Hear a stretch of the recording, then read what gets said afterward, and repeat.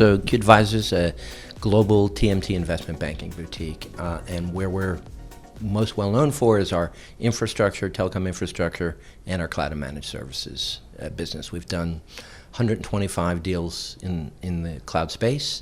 We've done almost every deal in Europe, which is why I opened up our office in Amsterdam in September. Still getting used to the rain coming from sunny Colorado, but it's certainly wet and cold in Amsterdam. Yeah, it is, but the food is better than in Denver, so there's always a trade-off. But this is a really interesting time in the space. You have a lot of consolidation, which I'm going to talk about this afternoon with my panel, going on, and you have 4 or 5 very large roll-ups going on in Europe.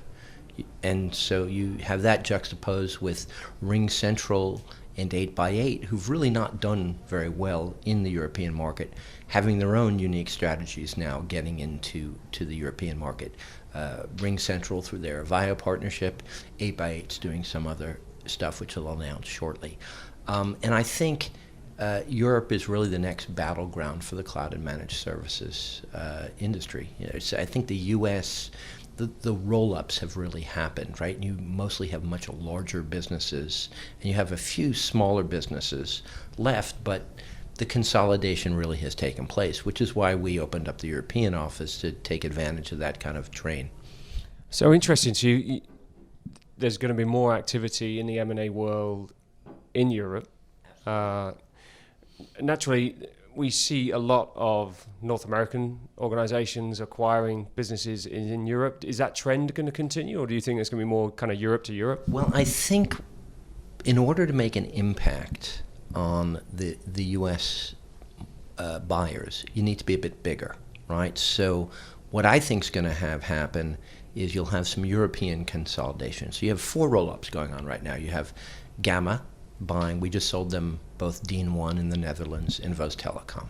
You have the Destiny deal, which we just did with Apex, and that's going to be a very aggressive business. They just bought OpenIP in France. You have the Waterland and Reach roll-up, and then you have the Ring Central Avaya tie-up, and that really was done both to get Ring Central a channel, but also to get them into the market.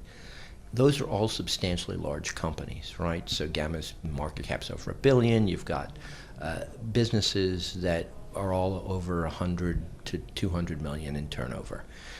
Those businesses will start getting on the radar screen. But if you're a Vonage, for example, who has been quite acquisitive in the cloud space in the U.S., in UCaaS, but now has turned their attention more to cloud contact center with new voice media, with Nexmo on CPaaS.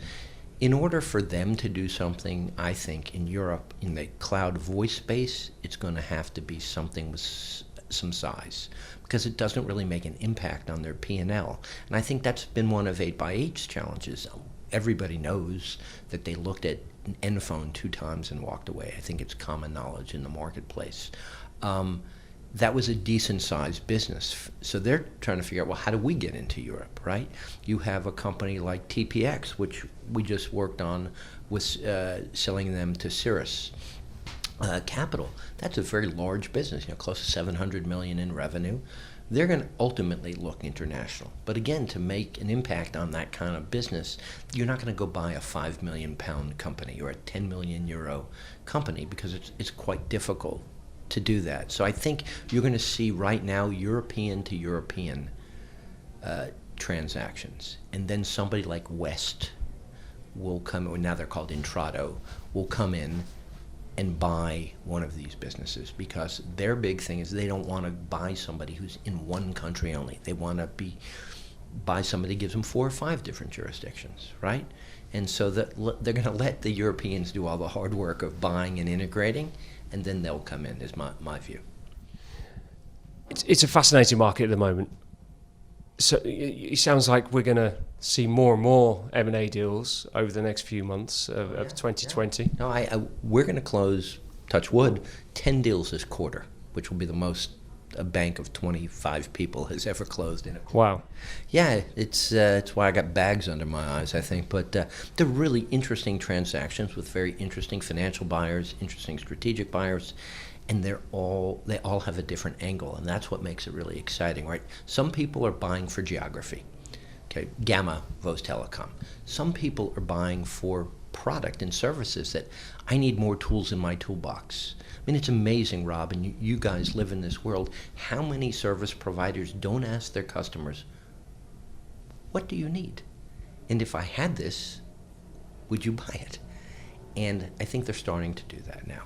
And because of that, they realize, hey, I don't really have that tool in my toolbox. So there's two options. I either buy it or I partner with somebody, right? You don't see a lot of folks saying, hey, I'm going to create my own video conferencing platform. No, you're going to use Zoom, and the margins aren't great as a reseller, but I can compete. It's defense, okay? Microsoft Teams. Everybody is going to have Microsoft Teams.